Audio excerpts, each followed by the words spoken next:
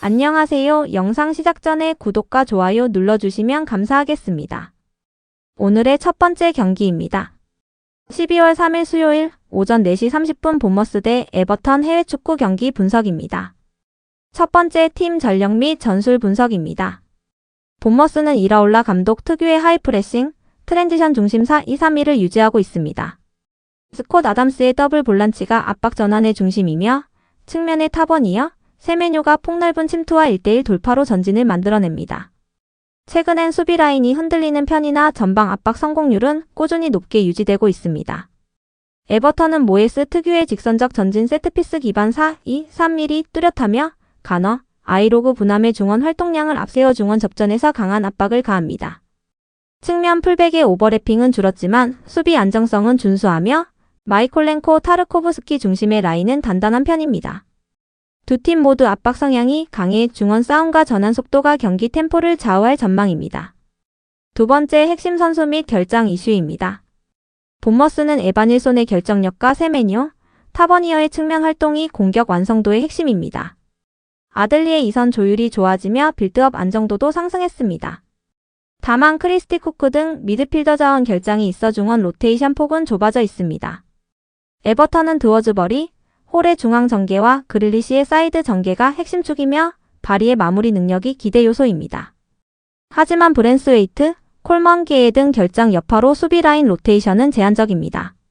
특히 브랜스웨이트 공백은 빌드업 안정성과 공중볼 경합 모두 약화 요인입니다. 세 번째, 최근 5경기 흐름입니다. 본머스는 최근 5경기에서 1승 1무 3패로 기복 있는 흐름입니다. 득점 과정은 나쁘지 않지만 실점이 많고 강한 압박을 받으면 후방 빌드업이 무너지는 약점이 반복되고 있습니다. 홈에서는 공격 템포가 좋아 득점 확률은 높지만 수비 불안은 여전합니다. 에버턴은 2승 1무 2패로 무난한 흐름이며 최근 3경기에서 2경기 무득점을 기록할 정도로 마무리 과정이 다소 아쉽습니다. 하지만 수비적으로는 조직적인 블록 유지가 안정적이며 중원 압박이 잘 이뤄지는 경기에서는 주도권을 잡는 힘이 있습니다. 네 번째 맞대결 주요 포인트입니다. 핵심은 본머스의 하이프레싱이 에버턴의 후방 빌드업을 얼마나 압박하느냐입니다. 에버턴은 전진 패스 정확도가 높지 않아 강한 압박에 흔들릴 가능성이 있고 본머스가 초반 압박 강도를 높이면 에버턴은 롱볼 위주로 전개가 한정될 수 있습니다. 반대로 에버턴은 세트피스와 박스한 공중볼에서 우위를 가지므로 본머스가 제공권 싸움에서 밀릴 경우 실점 위험이 커집니다. 좁은 간격 압박이 승부를 가르는 요소이며 두 팀 모두 측면 수비가 안정적이지 않아 타버니어, 세메뇨 대 마이콜렌코, 오브라이언 매치업이 중요한 변수입니다. 다섯 번째 예상 결과입니다.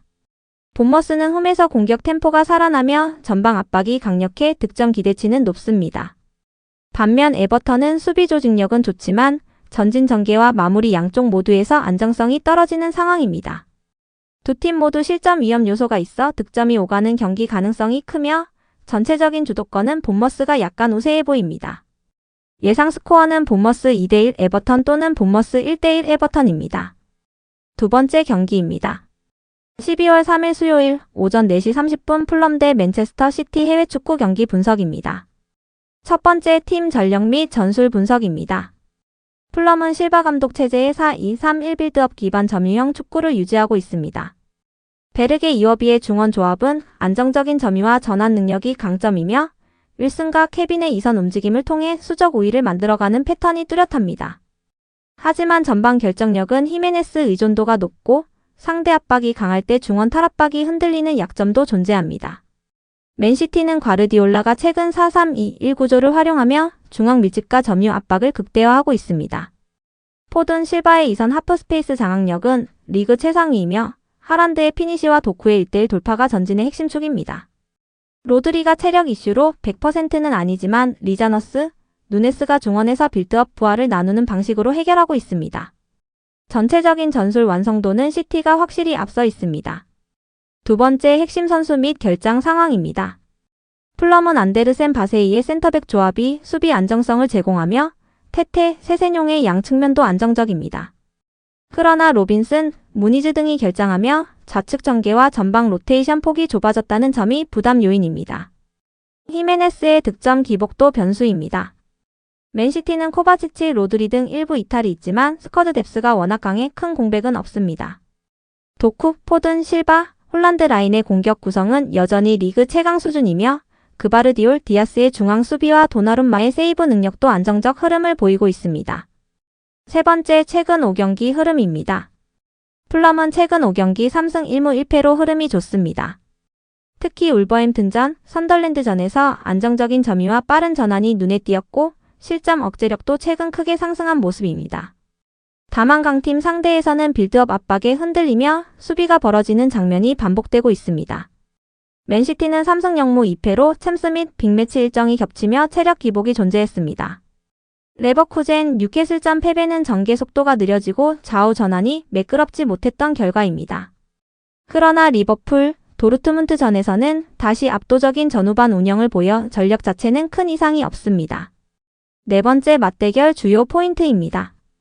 핵심은 풀럼의 더블 볼란치가 시티의 박스형 중원 압박을 견딜 수 있는가입니다.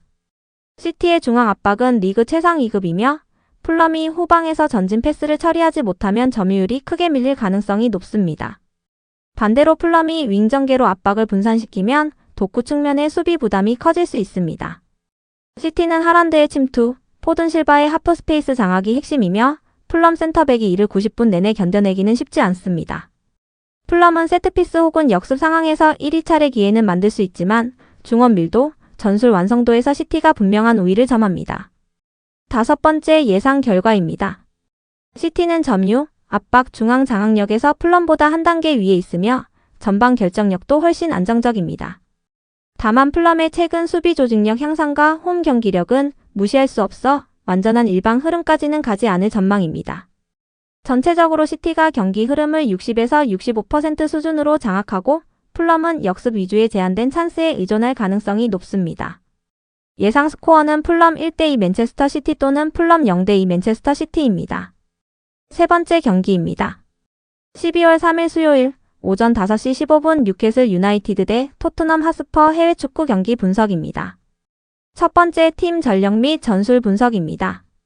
뉴캐슬은 하우 감독의 4-3-3 압박 중심 구조를 유지하며 전방에서의 적극적인 압박과 빠른 전환이 팀의 가장 큰 강점입니다. 기마랑이스, 조엘린톤, 마일리의 중원 조합은 활동량과 압박 반응 속도가 뛰어나며 엘랑가, 윌터마데, 반스의 전방 3선도 폭넓은 움직임으로 공간을 창출합니다. 다만 수비 라인의 트리피어, 보트만 이탈은 빌드업과 측면 안정성 저하로 이어질 수 있는 부분입니다. 토트넘은 토마스 프랭크 체제의 4-4-2 압박 블록 구조를 활용하며 파리냐 베르그발의 중원 더블 볼란치가 압박 강도와 수비적 밀도를 제공하고 있습니다. 쿠두스, 그레이의 측면 돌파와 리샬리송, 콜로 무안이 투톱의 전방 압박도 위력적입니다. 하지만 베르바인, 메디슨, 솔랑케 등 다수의 공격 자원이 부상으로 이탈해 전술 완성도와 공격 루트가 제한되는 약점이 존재합니다. 두 번째, 핵심 선수 및 결장 상황입니다. 뉴캐슬은 램스데일이 주전 골키퍼로 안정적인 선방을 보여주며 리브라멘토와 홀의 측면 기동력도 장점입니다. 반면 트리피어, 포프, 보트만 등 핵심 수비 자원의 결장은 수비 라인 조직력에 직접적인 타격입니다. 공격에서는 반스와 엘랑가의 측면 돌파, 윌터마데의 연계가 중심이 됩니다. 토트넘은 파리냐, 반더펜, 우도지, 포로 등 수비 라인 구성은 안정적이지만 메디슨, 쿨루세스키, 솔랑케의 결장은 공격 전개와 창의성에 큰 손실입니다. 현재 공격 패턴은 쿠두스 혹은 무아니의 개인 기량에 의존하는 비중이 높아졌고 세컨볼 횟수는 좋은 편이나 마무리 선택이 불안정합니다. 세 번째, 최근 5경기 흐름입니다. 뉴캐슬은 최근 5경기 3승 0무 2패로 기복이 있지만 홈에서는 여전히 강합니다. 맨시티전 승리, 아틀레틱 빌바오전 승리 등 상위권 상대로 좋은 경기력을 보였으며 공격 전환 속도도 좋아지고 있습니다. 다만 브렌트포드전 패배에서처럼 수비 라인이 높은 위치를 잡을 때 뒷공간이 노출되는 약점은 반복되고 있습니다. 토트넘은 최근 5경기 1승 2무 2패로 흐름이 좋지 않습니다. 풀럼, 아스날, PSG전에서 실점이 과도하게 나왔고 수비 블록 붕괴 장면이 반복됐습니다. 공격 전개의 템포는 살아있으나 전방에서 결정력을 책임질 솔랑케, 메디슨 부재로 마무리 품질이 크게 떨어진 상황입니다. 반면 맨유전, 코펜하겐전에서는 공세적인 포메이션 운용이 일정 부분 정상 작동했습니다. 네 번째, 맞대결 주요 포인트입니다. 핵심 포인트는 뉴캐슬의 강한 전방 압박을 토트넘이 견딜 수 있느냐입니다. 토트넘은 후방 빌드업 퀄리티가 핵심 자원 부재로 크게 낮아졌고 뉴캐슬의 전방 압박은 리그 상위권 수준입니다. 이로 인해 초반에 토트넘이 빌드업 실수로 위기를 맞을 가능성이 존재합니다. 반면 토트넘의 기회는 쿠두스, 그레이의 측면 돌파와 무하니의 뒷공간 침투입니다. 뉴캐슬은 보트만, 트리피어 부재로 수비 라인 안정성이 떨어져 있어 빠른 전개에서는 실점 위험도 존재합니다. 결국 압박을 통한 뉴캐슬의 우세대 토트넘의 역습 효율의 구도이며 중원 주도권은 기마랑이스 쪽이 앞설 가능성이 높습니다. 다섯 번째 예상 결과입니다.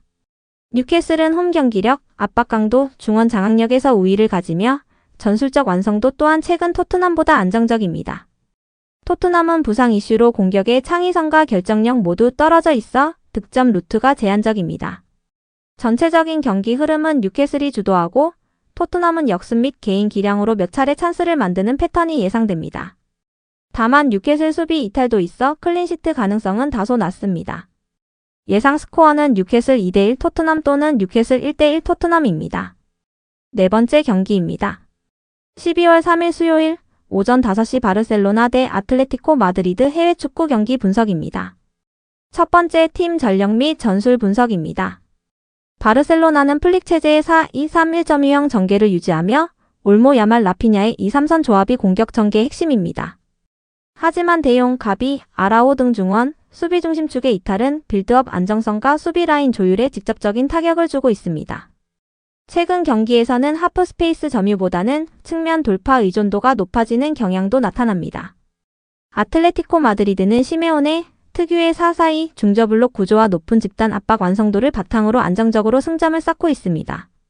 중원에서는 코케 바리오스가 압박 전환을 책임지고 측면의 곤살레스, 바에나가 역습의 첫 관여 지점 역할을 수행합니다.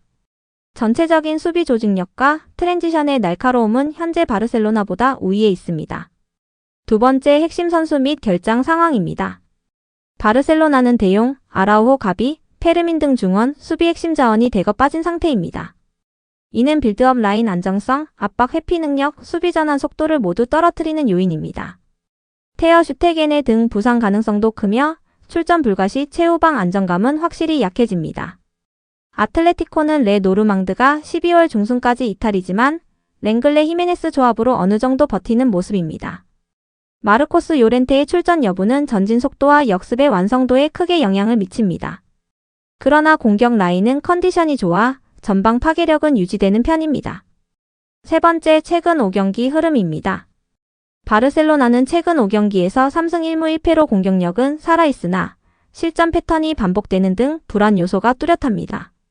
알라베스, 빌바오전에서는 대량 득점이 나왔지만 중원 압박이 흔들리는 순간 수비가 전진 배치된 채 실점하는 장면도 자주 발생합니다.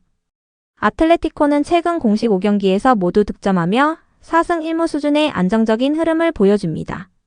인터, 헤타페, 유니옹 SG 등을 상대로도 꾸준히 두세 골을 기록하며 공격의 효율성이 매우 높은 모습입니다. 실점 억제력도 좋아 전체적인 경기력 흐름이 바르셀로나보다 확실히 일정합니다. 네 번째 맞대결 주요 포인트입니다.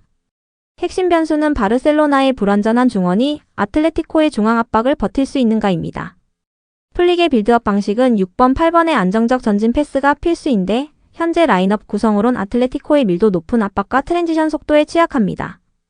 반면 바르셀로나가 측면에서 야말, 라피냐를 통해 1대1 돌파 및 수적 우위를 만들 경우 아틀레티코 수비를 흔들 수 있는 여지는 분명 있습니다.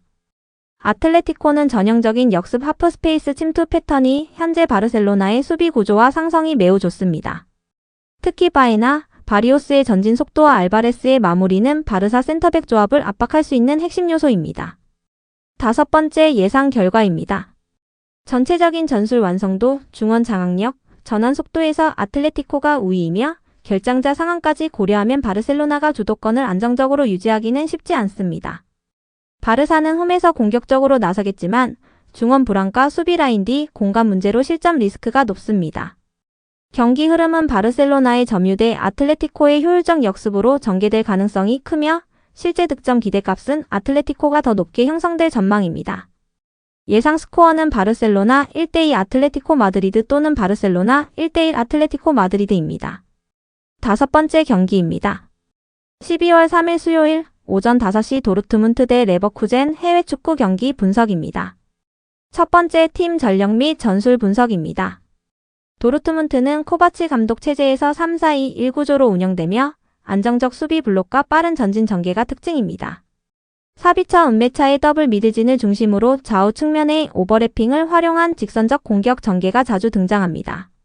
하지만 후방 빌드업의 안정감은 아직 불안정하며 중앙 수비와 중원 사이 공간이 벌어지는 문제가 간혹 발생합니다.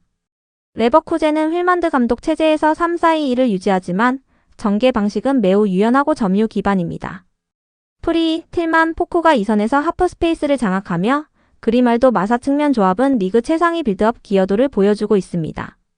전체적인 전술 완성도와 전방 패턴의 다양성은 레버쿠젠이 한 단계 앞서 있습니다. 두 번째 핵심 선수 및 결장 상황입니다.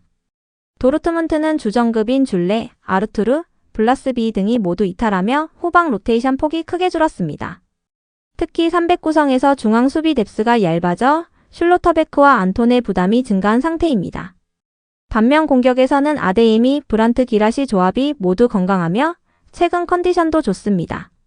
레버쿠젠은 팔라시오스, 페르난데스 등 중원 핵심의 이탈이 아쉽지만 안드리가 수비적 밸런스를 잘 잡아주고 있으며 그리말도, 포쿠, 프리의 전개 능력은 여전히 정상급입니다. 슈쿠티람 등을 활용한 전방 선택지가 다양해 큰 전력 누수로 이어지지 않는다는 점이 장점입니다. 세 번째, 최근 5경기 흐름입니다. 도르트문트는 최근 5경기에서 3승 1무 1패로 흐름이 나쁘지 않습니다. 비아레알전 대승과 레버쿠젠전 승리 등 공격 효율성이 눈에 띄게 올라갔고 기라시의 득점 감각도 매우 좋습니다.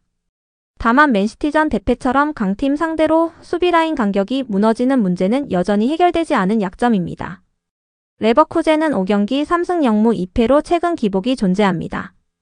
특히 맨시티전, 도르트문트전 패배는 높은 압박 상황에서 후방 전개 실수가 빈번하게 나온 결과였습니다. 하지만 하이덴하임전 6-0, 볼프스부르크전 3-1 등 경기력 자체는 여전히 리그 최상위급이며 공격 전개의 완성도는 꾸준히 높게 유지되고 있습니다. 네 번째 맞대결 주요 포인트입니다. 핵심은 도르트문트의 압박 강도와 전진 속도가 레버쿠젠의 빌드업을 얼마나 흔들 수 있느냐입니다. 도르트문트는 앞선 맞대결에서 전방 압박 성공률을 높게 가져가며 흐름을 잡았는데 이번 경기에서도 초반 압박 성공 여부가 가장 중요한 변수입니다. 레버쿠젠은 반대로 하프 스페이스 점유를 통해 도르트문트 300 사이 공간을 공략할 가능성이 큽니다. 틸만 포크의 침투와 그리말도의 크로스, 컷백 조합은 현재 도르트문트 수비 구조와 상성상 위험 요소입니다. 또한 슈케 슐로터베크 간 공중볼 매치업도 중요한 지점이 될 전망입니다. 다섯 번째 예상 결과입니다. 두 팀 모두 공격력은 강하지만 후방 안정성에서는 레버쿠젠이 조금 더 높은 완성도를 보이고 있습니다. 다만 도르트문트는 홈에서 경기력이 크게 상승하는 팀이며 레버쿠젠은 강팀 압박에 흔들린 최근 패턴이 반복될 가능성이 있습니다. 전체 경기 흐름은 레버쿠젠이 점유해서 앞서고 도르트문트가 빠른 전환과 측면 침투로 득점 기회를 노릴 가능성이 큽니다. 예상 스코어는 도르트문트 2-2 레버쿠젠 또는 도르트문트 2-1 레버쿠젠입니다. 오늘 분석 내용과 조합들은 댓글 링크를 통해 무료로 받아보실 수 있습니다. 여러분의 구독과 좋아요는 저에게 큰 힘이 되며 알림 설정을 해두시면 매일 업데이트되는 경기 분석을 바로 확인하실 수 있습니다. 감사합니다.